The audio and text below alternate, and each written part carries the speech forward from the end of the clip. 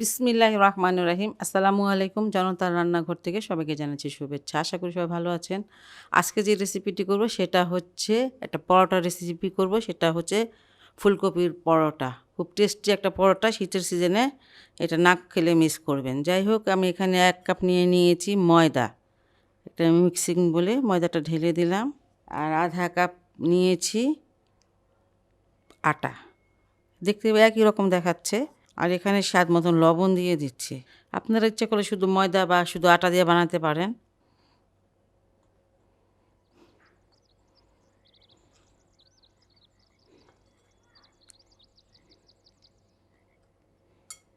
এখন এখানে একটু আমি গরম পানি নিয়ে নিয়েছি। যে কাপ দিয়ে ময়দা দিয়েছি সেই কাপটারই মাপ। অল্প অল্প করে দিব। এটা গরম পানি, ঠান্ডা না, একটু শীত তো, এই জন্য একটু গরম পানি দিয়ে করতেছি আমি।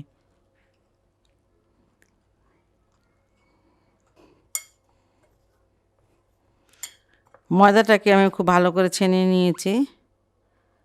একটা পরোটার ডো যেমন হয়, তো এটা খুব শক্ত না, একদম আবার খুব নরমও না, এমন একটা ডো করে রেখেছি। আর এটাকে এখন আমি রেস্টে রেখে দিব 10 মিনিটের জন্য। পরোটার পুরটা বানাতে আমি চলে আসলাম। ফ্রাই প্যান দিয়েছি আর দিয়ে দিব অল্প একটু তেল। এখানে 2টা পেঁয়াজ কুচি দিয়ে দিচ্ছি।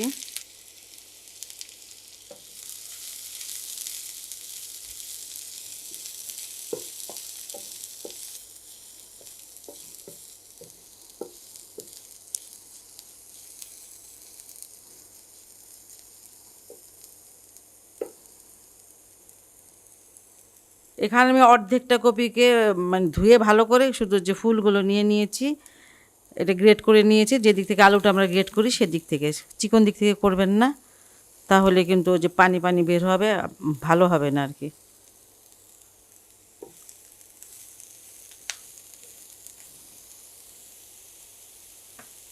এখানে আমি 1/4 চামচ হলুদের গুঁড়া দিয়ে দিচ্ছি, 1/4 চামচ ধনিয়ার গুঁড়া, 1 চামচ হচ্ছে চিলি ফ্লেক্স, 1 চামচ আদা রসুনের পেস্ট।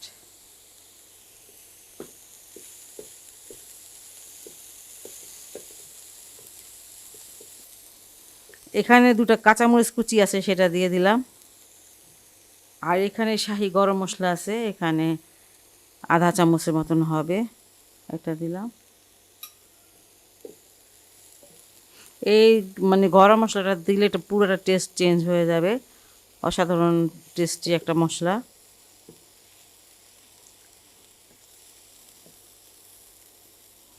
আর যদি এই মশলাটা নাই থাকে তাহলে কিন্তু গরম মশলা গুঁড়াটা অবশ্যই দিবেন। আর আপনারা ধনিয়া পাতাটা অবশ্যই দিতে পারেন, আমি কিন্তু দিলাম না। আমি এখন স্বাদ মতো লবণ দিয়ে দিচ্ছি।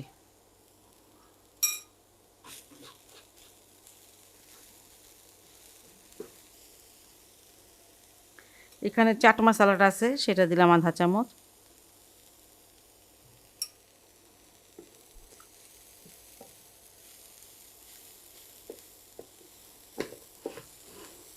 কপির থেকে কোনো পানি উঠে না, ফুলকপির থেকে দেখেন কোনো পানি উঠে নেই।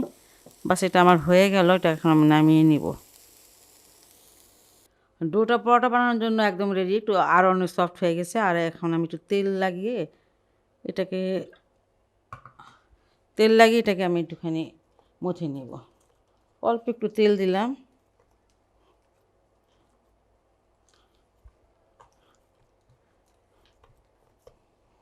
ডোটা এখন রেডি পরোটা বানানোর জন্য। পরোটা সাধারণত একটু বেশ বড় হয়, আর আমি একটু বড় করে বানাবো, 2টা বানাবো, বেশ বড় করে বানাবো। এক সমানভাবে নিয়ে নিই।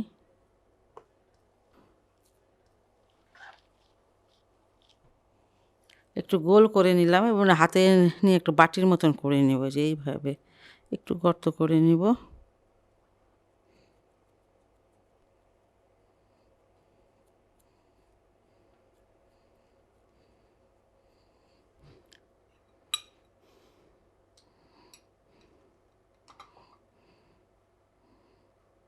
পুরটাকে এবার দিব, পুরটা ভরে দিব, অনেকগুলো দিব। পুরটা একটু বেশি দিলে খেতে ভালো লাগবে। আর এবার আমি একটু ধারগুলো উঠায় নিব।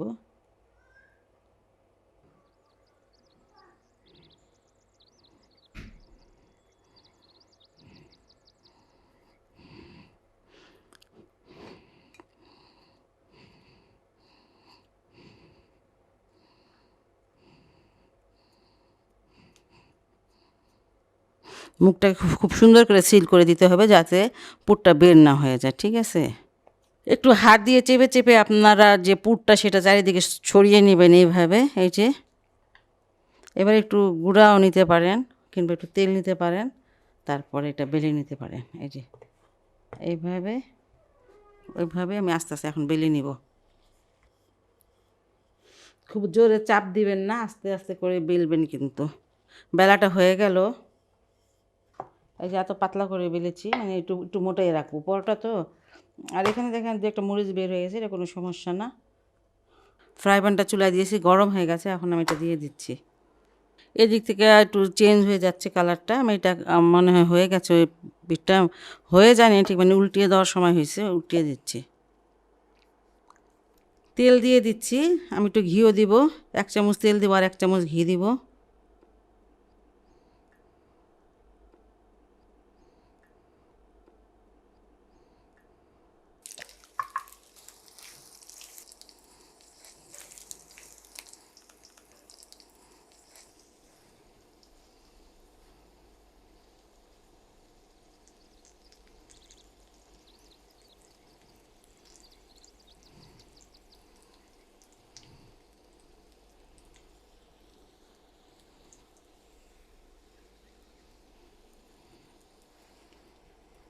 দেখেন মাশাআল্লাহ কত ফুলছে, দেখেন পুরোটা কিন্তু ফুলে গেছে। এবার উল্টিয়ে দিব।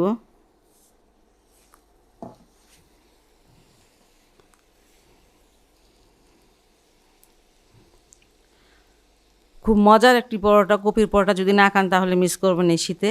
আপনারা মানে অবশ্যই অবশ্যই বাসায় ট্রাই করবেন, খুব সহজ একটি জিনিস।